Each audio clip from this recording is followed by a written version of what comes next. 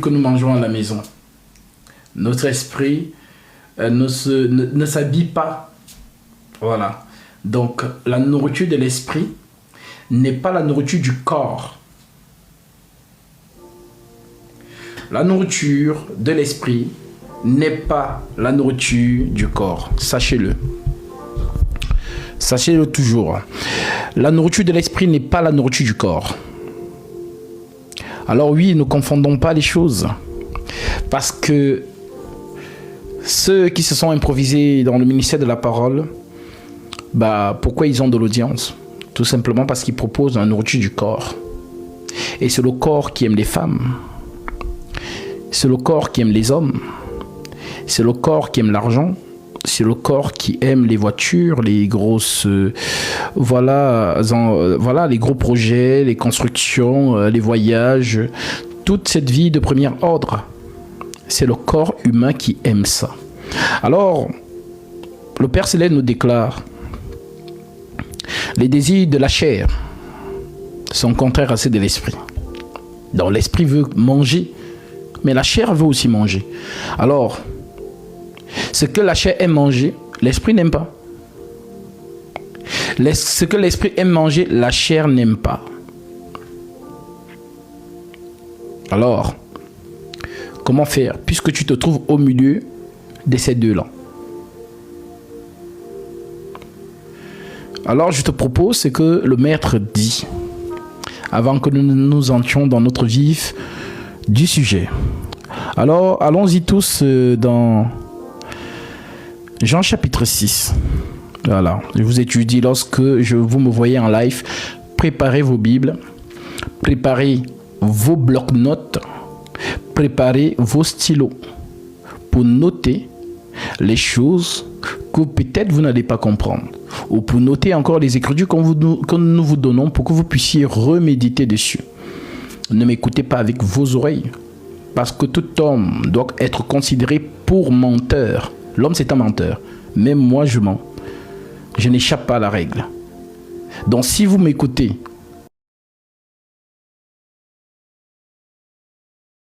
par confiance, c'est votre problème. Écoutez-moi sous la vérification des Écritures. Si vous ne faites pas ça, vous êtes vraiment à la merci de l'ennemi. Moi, je crois à l'Écriture. On va d'abord commencer par cette Écriture. Alors,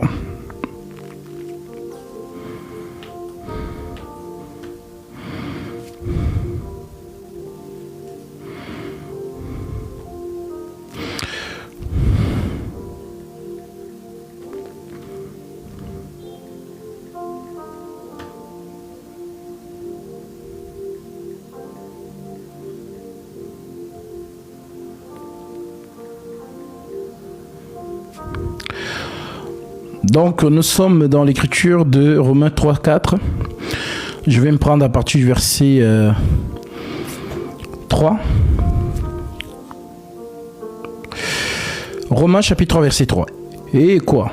Si quelques-uns n'ont pas cru, leur incrédulité anéantira-t-elle la fidélité de Dieu? Loin de là. Verset 4. Loin de là, que Dieu au contraire soit reconnu pour vrai, et que tout homme pour menteur, selon qu'il est écrit, afin que tu sois trouvé juste dans tes paroles et que tu triomphes lorsqu'on te juge. Donc l'homme, c'est un menteur.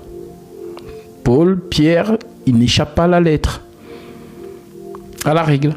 Donc, je reprends Romains 3, versets 3 à 4. Et quoi? Si quelques-uns n'ont pas cru, leur incrédulité anéantira-t-elle la fidélité de Dieu? Loin de là.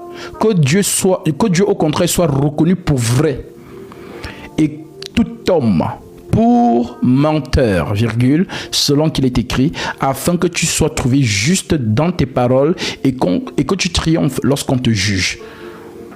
Lorsqu'on te juge. Mais on te juge comment? Parce qu'il y a souvent des pigeons qui disent souvent, non, tu ne jugeras pas. Ce sont des pigeons. Dès que vous allez voir quelqu'un vous dire ça, c'est un pigeon. Vous devez reconnaître ici que c'est vraiment il n'est même pas au niveau du bébé spirituel, c'est un pigeon. Donc, le jugement, c'est quoi? L'Écriture dit dans Jean 7, verset 24, ne jugez pas selon l'apparence, mais jugez selon la justice. Donc, juger selon l'apparence, c'est quoi? C'est de voir David et Goliath et dire que Goliath a déjà gagné. Pourquoi? Parce que Goliath est grand de taille et David est petit. Ça, c'est ce qu'on appelle juger selon l'apparence. Mais le Christ nous demande de juger selon la justice. Juger, mais selon la justice. Alors la justice, c'est quoi? La justice, c'est l'écriture. La justice, c'est l'écriture. Voilà pourquoi Paul peut nous dire dans Romains 3, verset 3, et quoi? Si quelques-uns n'ont pas cru, leur incrédulité anéantira-t-elle la fidélité de Dieu? Verset 4, loin de là. Que Dieu, au contraire, soit reconnu pour vrai et tout homme pour menteur, selon qu'il est écrit, afin que tu sois trouvé juste dans tes paroles et que tu triomphes lorsqu'on te juge. Donc, vous me jugez. Ça veut dire que quand j'enseigne, vous me jugez selon les Écritures. Ça veut dire quoi? Vous me vérifiez à la lettre. Est-ce que ce qui sort de sa bouche et ce qui est écrit, c'est la même chose? C'est ça qu'on appelle le jugement. Donc vous allez souvent remarquer certains pigeons vous dire, oh non, toi, prête seulement la parole, arrête de dénoncer. C'est-à-dire que, en gros, ils sont en train de dire que tu vois un loup qui est dans la bergerie. Mais comme toi, tu as vu le loup, non, ne dénonce pas le loup. Laisse le loup. Dieu lui-même va s'en occuper. Ça, c'est être naïf spirituellement. Au contraire, Dieu va te juger. Tu as vu le loup, tu n'as pas crié. C'est ce qu'il dit à Ézéchiel. Si tu ne parles pas à ce peuple et qu'ils se perdent, je te redemanderai de leur sang. Mais si tu parles et qu'ils ne t'écoutent pas, tu auras fait ta part. Mieux vaut parler et que personne ne t'écoute. Au moins Dieu sait que tu as dit, tu as parlé. Mais si tu t'étais en disant que Dieu lui-même va s'occuper, malheur à toi. Tu es complice. Donc tu ne peux pas voir un loup dans la bergerie et le laisser. Au contraire, il faut dénoncer le loup lorsqu'il est dans la bergerie.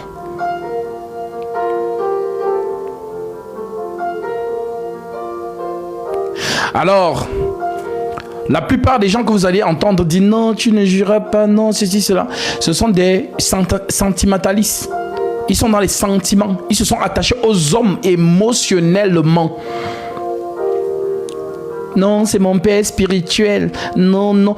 En fait, ce sont des sentimentalistes qui se sont attachés aux hommes sentimentalement. Tel que le dit le prophète Joël, le prophète Jérémie, autant pour moi, dans Jérémie chapitre 17, verset 5, l'Écriture dit quoi?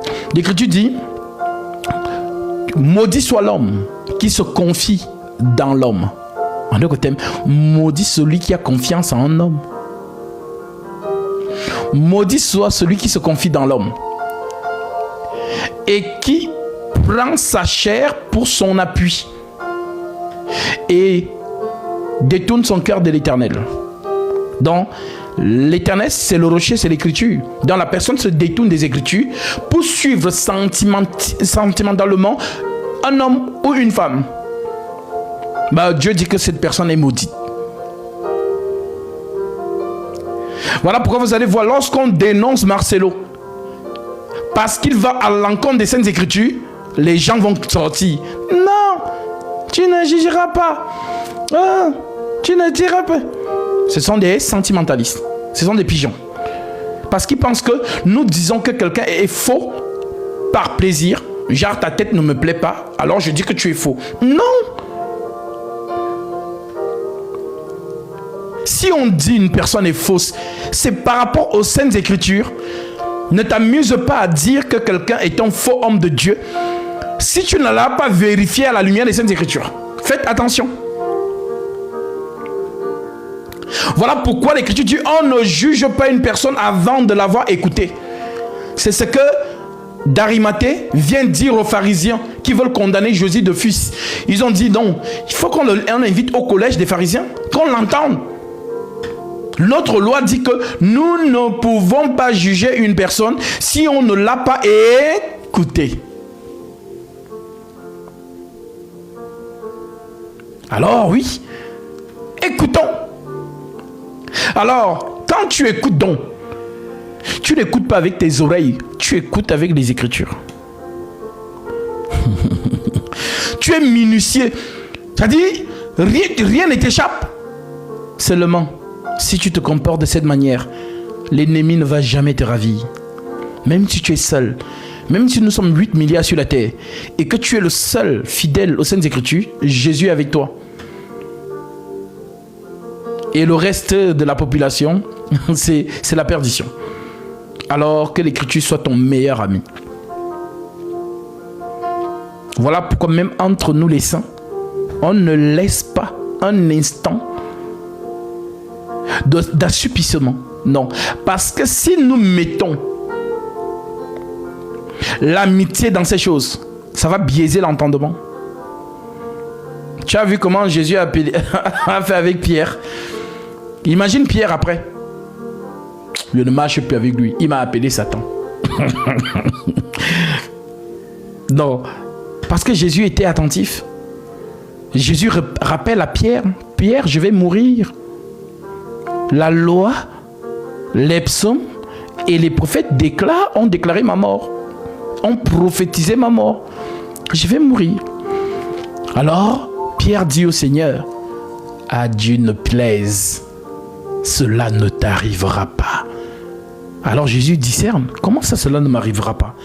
Les prophéties disent que je vais mourir, mais toi, tu dis que je ne vais pas mourir. Voilà. Ancre l'Écriture. Et ce qui sort de ta bouche, qu'est-ce qui est vrai? Alors Jésus discerne que ce n'est pas Pierre qui a parlé, c'est Satan au travers de Pierre. Alors il dit, arrière de moi, Satan.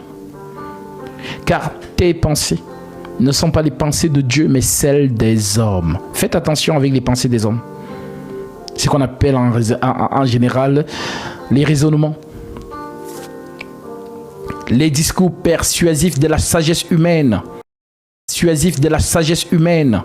1 Corinthiens chapitre 2. 1 Corinthiens chapitre 2. 1 Corinthiens chapitre 2.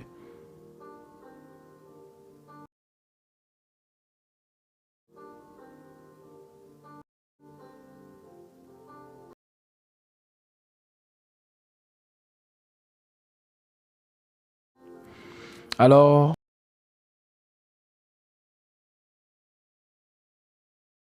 oui, Romains 3, verset 3. Et quoi? Si quelques-uns n'ont pas cru, leur incrédulité anéantira-t-elle la fidélité de Dieu? Loin de là. Que Dieu au contraire soit reconnu pour vrai et tout homme pour menteur, selon qu'il est écrit, afin que tu sois trouvé juste dans tes paroles et que tu triomphes.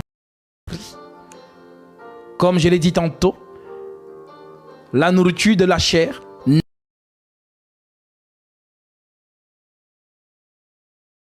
n'est pas la nourriture de l'esprit. Quand tu bois ton champagne là, quand tu manges ton caviar, quand tu roules dans ta dernière Mercedes là, ce n'est pas l'esprit. Ça c'est la nourriture de la chair. Donc tu peux voir un homme très riche, très fortuné, menant une vie de premier ordre, tel que Jésus lui-même donne cette parabole dans Luc chapitre 16, verset 19, entre Lazare et l'homme riche. Qu'est-ce que Jésus dit de l'homme riche? Il dit, il menait une joyeuse et brillante vie. Il était vêtu de pourpre et de fanlin.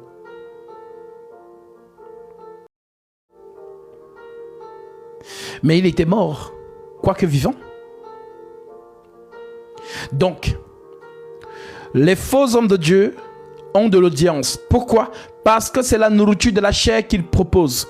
Mais sauf que la chair n'hériteront pas du royaume des cieux, la chair et le sang. La chair et le sang n'hériteront pas du royaume des cieux. Tu connais certainement des gens dans ton entourage qui avaient tout, mais ils sont morts. Tu le vois encore rouler dans sa voiture? Non. Sa femme a épousé un autre homme. C'est l'homme là qui roule dans les voitures. Là. Mais son âme est où? Perdition.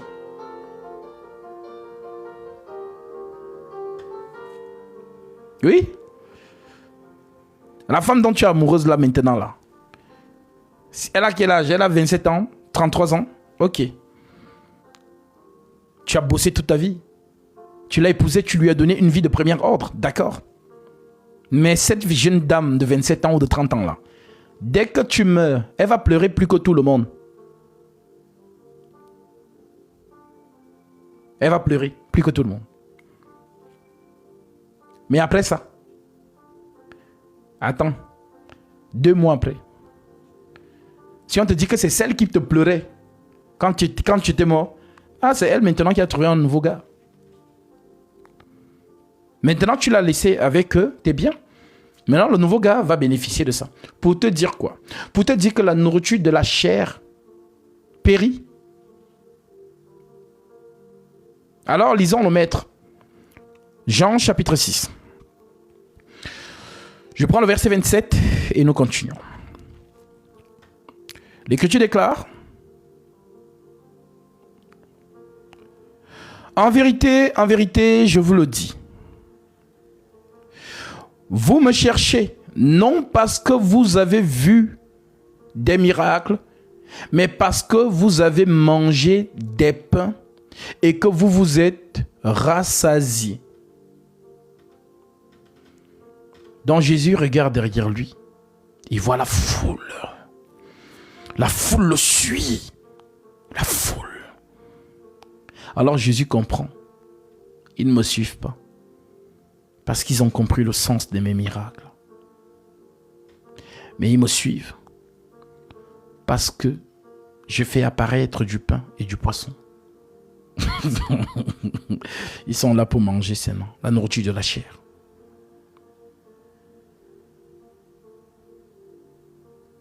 Alors, le maître déclare au verset suivant, verset 27. Travaillez, donc il dit à la foule là, travaillez, non pour la nourriture qui périt. Qui périt. Mais c'est quoi la nourriture qui périt? La nourriture qui périt, c'est ce que tu as. C'est ce que tu as. Ta voiture, ton argent, ta femme, tes enfants, tout ce que tu as. C'est la nourriture qui périt.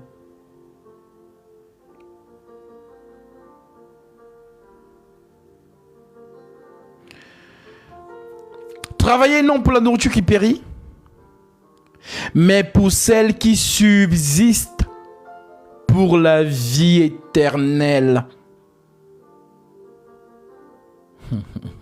Maintenant, c'est quoi la nourriture qui subsiste pour la vie éternelle? C'est la parole du Christ. Alors, il continue en nous disant: travaillez non pour la nourriture qui périt, mais pour celle qui subsiste pour la vie éternelle, et que le Fils de l'homme vous donnera. Car c'est lui que que Dieu a marqué de son sceau. Verset 60.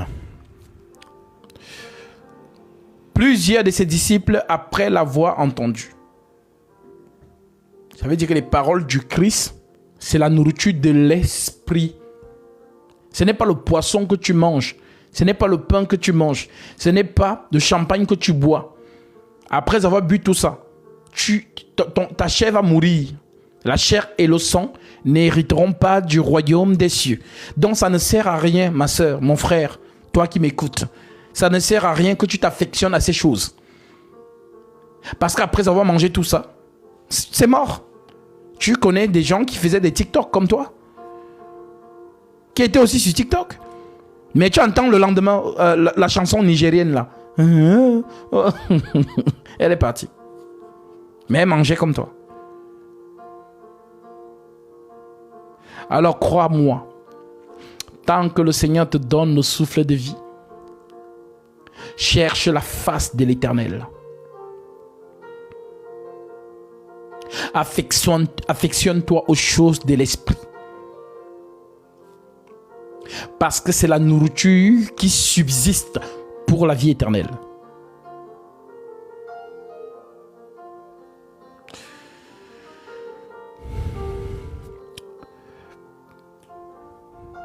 Nous continuons. Le Seigneur dit, je prends à partir du verset 44. C'est merveilleux. Le Seigneur nous dit, nul ne peut venir à moi si le Père qui m'a envoyé ne l'attire.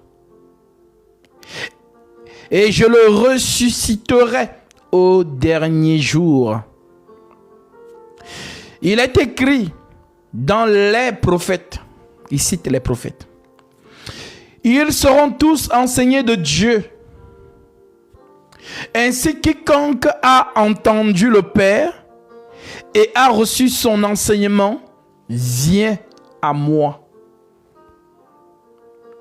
C'est que nul n'a vu le Père, sinon celui qui vient de Dieu. Celui-là a vu le Père. En vérité, je vous le dis. Celui qui croit en moi a la vie éternelle. Je vous le dis, celui qui croit en moi a la vie éternelle. Je suis le pain de vie. Vous avez vu quelqu'un déclarer ça? Dans le monde? Personne. Je suis le pain de vie.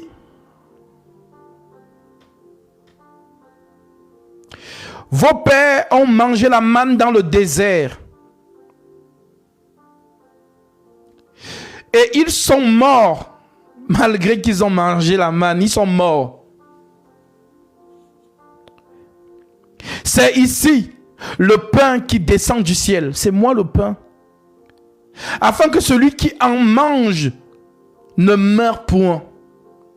Je suis le pain vivant qui est descendu du ciel. Je suis le pain vivant qui est descendu du ciel.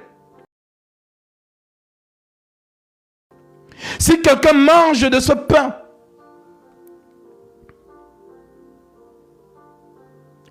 il vivra éternellement. Et le pain que je donnerai, c'est ma chair, que je donnerai pour la vie du monde.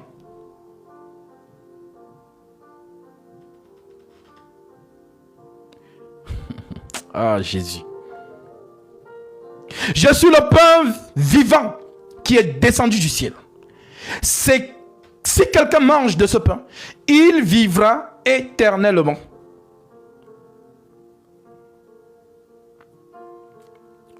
Et le pain que je donnerai, c'est ma chair, que je donnerai pour la vie du monde. Ma chair, c'est la nourriture.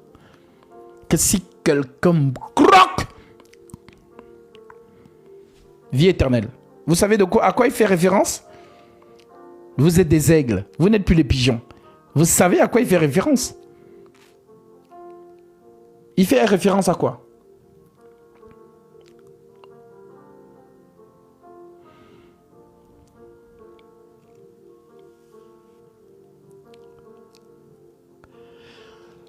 L'arbre du jardin d'Éden. L'arbre de vie.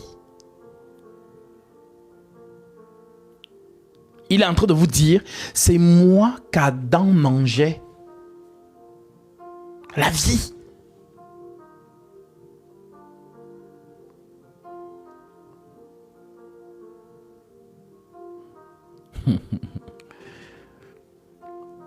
Souvenez-vous que Adam a été chassé. Adam voulait manger l'arbre de vie. Alors, comme il a péché, lisons vite cette écriture. C'est important. Après, nous revenons sur Jean 6. Nous nous sommes arrêtés au verset...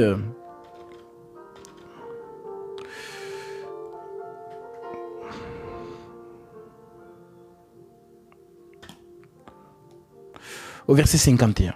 Mais je prends vite Jean 16. Jean chapitre 3, je prends le verset 23. L'Écriture dit: et l'Éternel Dieu le chassa du jardin d'Éden, pour qu'il cultivât la terre d'où il avait été pris. Alors pourquoi il a chassé? Verset 22. L'Éternel Dieu dit: voici l'homme est devenu comme l'un de nous,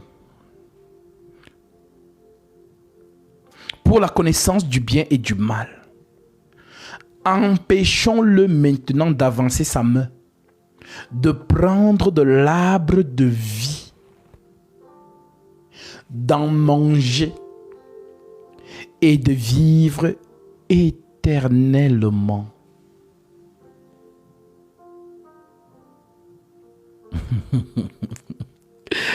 Alors, qu'est-ce que vous ne comprenez pas dans le discours de Jean 6? L'Éternel Dieu dit: voici l'homme est devenu comme l'un de nous, pour la connaissance du bien et du mal. Empêchons-le maintenant d'avancer sa main, virgule, de prendre de l'arbre de vie, d'en manger et de vivre éternellement. Et l'Éternel Dieu le chassa du jardin d'Éden pour qu'il cultivât la terre d'où il avait été pris. C'est ainsi qu'il chassa Adam, et il mit à l'orient du jardin d'Éden les chérubins qui agitent une épée flamboyante pour garder le chemin de l'arbre de vie. Donc les chérubins gardent le chemin de l'arbre de vie, pour empêcher Adam de passer pour aller manger. Alors voici l'arbre de vie ici. L'arbre de vie n'est plus en Éden. L'arbre de vie est venu, parce que le chemin est fermé. Le chemin est fermé, Adam ne peut pas passer. Alors comme le chemin est fermé, la seule condition pour que Adam ait encore la vie éternelle, il faut tout simplement que l'arbre de vie vienne à lui. Si l'arbre de vie ne vient pas, Adam est foutu. Alors c'est ça qu'il vous dit dans son discours. De Jean chapitre 6. Nous sommes au verset 50. Il dit: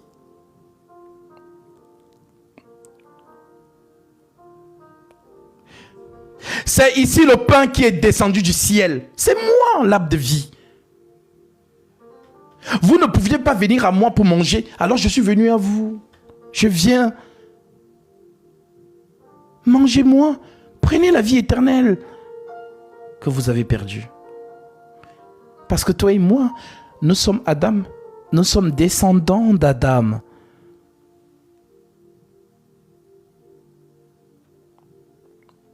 C'est ici le pain qui est descendu du ciel, afin que celui qui en mange ne meure point. Adam est mort.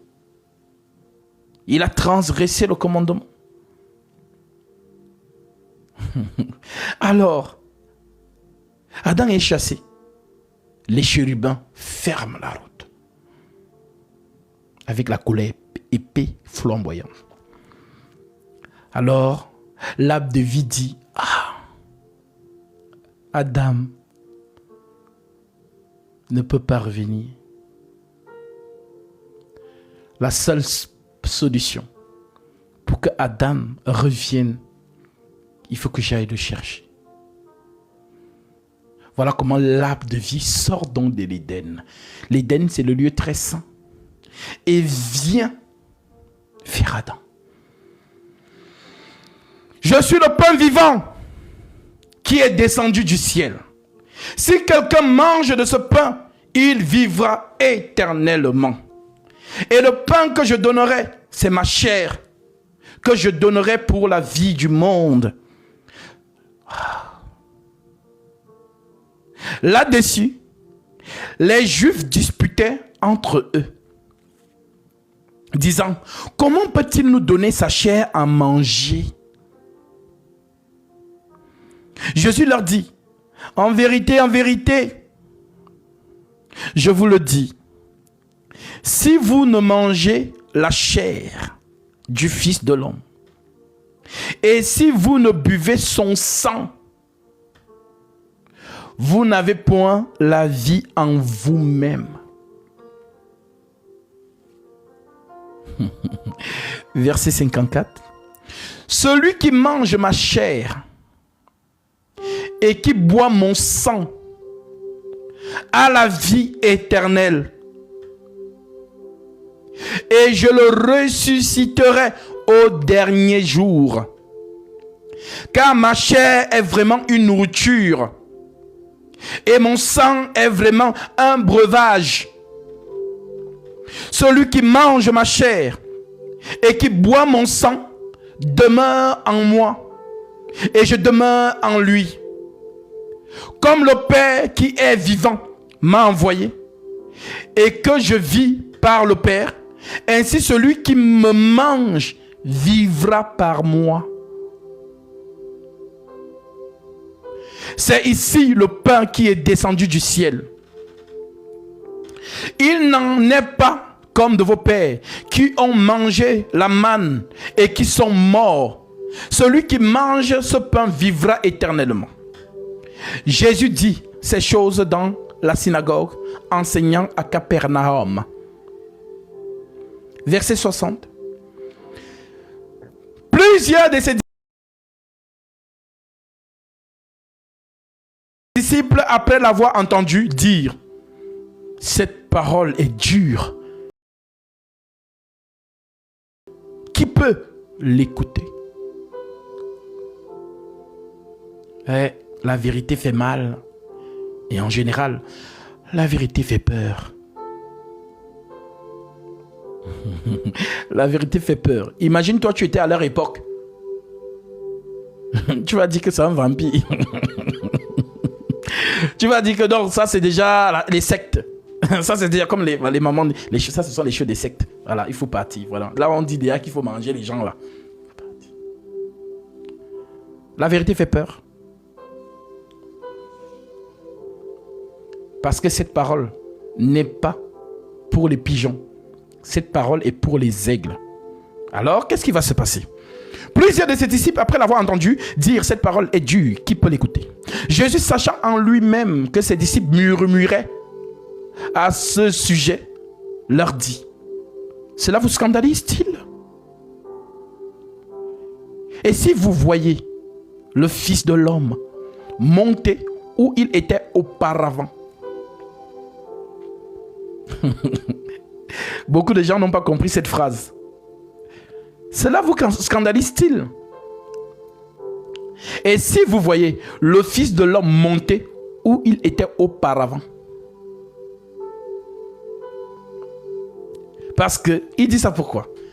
C'est ce que je vous dis souvent, que le ministère c'est la pensée de l'esprit. Donc la pensée de l'écriture, c'est ça qu'on appelle le ministère de la parole. C'est un don. Donc quand tu lis, tu as la pensée du Créateur dans tout discours qu'il tient. Il leur dit ça pourquoi? Jésus est né de Marie. Donc il dit, voilà, il est fils de Dieu et ainsi de suite. Les gens le suivent et disent, d'accord, mais le fils de Dieu, normalement, il descend du ciel. On n'a pas vu descendre, j'avais les anges, tout ça. Alors Jésus leur dit, ah, d'accord. Cela vous scandalise-t-il? Et si vous voyez le Fils de l'homme monter où il était auparavant, vous êtes scandalisé maintenant.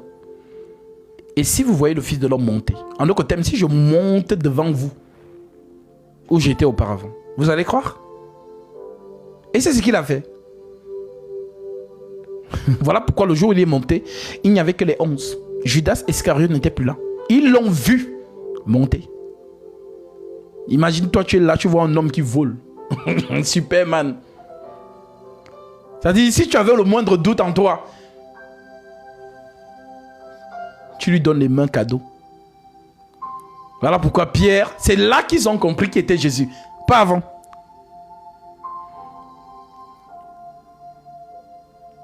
Il est monté. C'est là qu'ils ont compris que ça, c'est pas un homme, ça. Et si quelqu'un il a fait ça, eux-mêmes ils ont essayé. Ils n'ont pas décollé. Ils ont essayé, mais ils n'ont pas décollé. C'est Superman.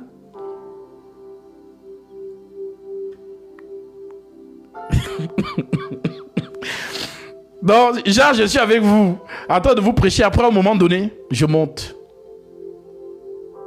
Soit vous allez fuir, soit vous allez vous dire que non, ce n'est pas un homme. Un homme ne peut pas faire ça. Oui, oui. Après, parce qu'on dit une nuée le couvrit. Mais moi, je vais vous expliquer la nuée qui l'a couvri. Une nuée le couvrit. Ah, voilà. Les dimensions du Christ, c'est autre chose. Parce que toi, non. Alors, il leur dit cette phrase, donc, Jésus, sachant en lui-même que ses disciples murmuraient à ce sujet, leur dit, cela vous scandalise-t-il? Et si vous voyez le Fils de l'homme monter où il était auparavant, c'est l'esprit qui vivifie. La chair ne sert de rien. C'est l'esprit qui vivifie. La chair ne sert de rien. Donc mange le caviar que tu veux. Bois les champagnes les plus chers. Et les comptes en banque les plus garnis. Ça ne sert à rien. Il y a les gens qui ont eu ça avant toi. Va, ils ont leur tombe. Tu vas voir les os. Alors il te dit, c'est l'esprit qui vivifie. La chair ne sert de rien.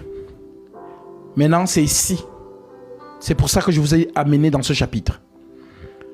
C'est l'esprit qui vivifie. La chair ne sert de rien. Les paroles que je vous ai dites sont esprit et vie. Que Dieu te bénisse, Périra, pour ton offrande. Tu as certainement été touché par la parole et le Seigneur met ceci dans ton esprit pour que tu fasses cette offrande. Alors, conformément à sa parole, que celui à qui l'on enseigne la parole fasse part de tous ses biens à celui qui l'enseigne. Ne vous y trompez pas, on ne se moque pas de Dieu. Ce qu'un homme aura semé, il le moissonnera aussi. Galates 6, 6 à 7. Corrélé à Matthieu 10, l'ouvrier mérite sa nourriture. En entrant dans la maison, saluez-la. Si la maison se juge digne, que votre Père vienne sur elle. Et si la maison ne se juge pas digne, que votre Père retourne avec vous. Tu en es digne, car ce que tu as donné, je vais manger. Comme les 3 hommes ont mangé chez Abraham. Et la bénédiction est entrée dans sa demeure.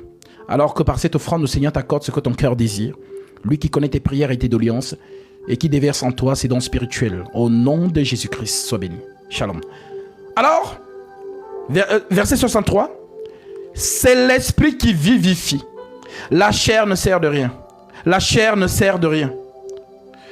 Les paroles que je vous ai dites sont esprit et vie. C'est ça. Les paroles que je vous ai dites sont esprit et vie.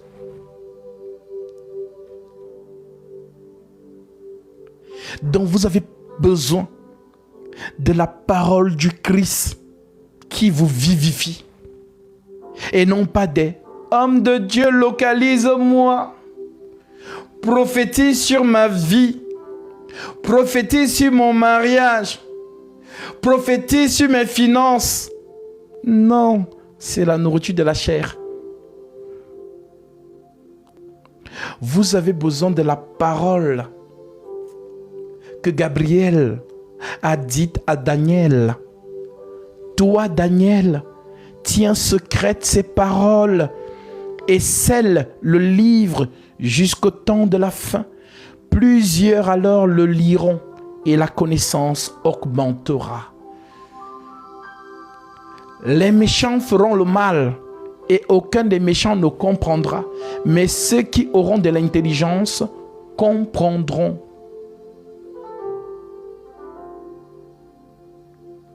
Pour ceux qui demandent l'écriture, lisez Daniel 12, verset 4. Donc, l'écriture dit, ces paroles que je vous ai dites sont esprit et vie. Alors c'est la parole qui est esprit, qui te bénit pour la vie éternelle.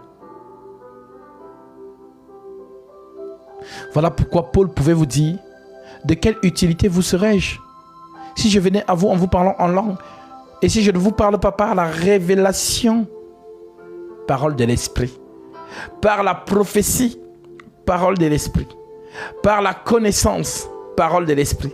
Et par la doctrine, parole de l'esprit. Ce sont les 4 fleuves qui arrosent le jardin d'Éden.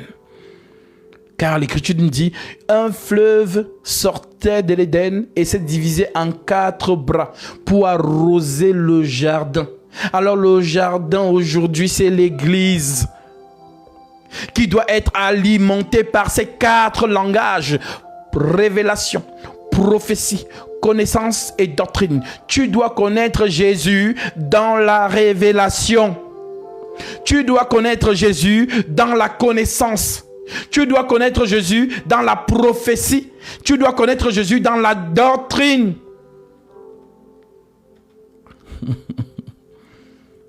Voilà pourquoi le Saint-Esprit t'a été donné.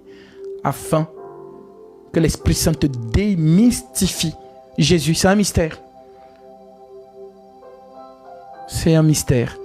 L'enseignement est christocentriste. On s'en fout de qui a la voiture. On s'en fout de qui s'est marié, qui ne s'est pas marié. Christocentriste.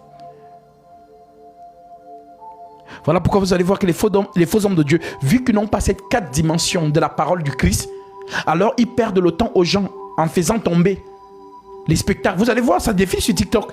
Vous allez voir les gens qui tremblent comme si l'électricité... Ça nous fait quoi? Tu trembles et puis quoi? Ça fait quoi? Ce sont les bagues magnétisées que ces gens-là, les techniques de l'hypnose.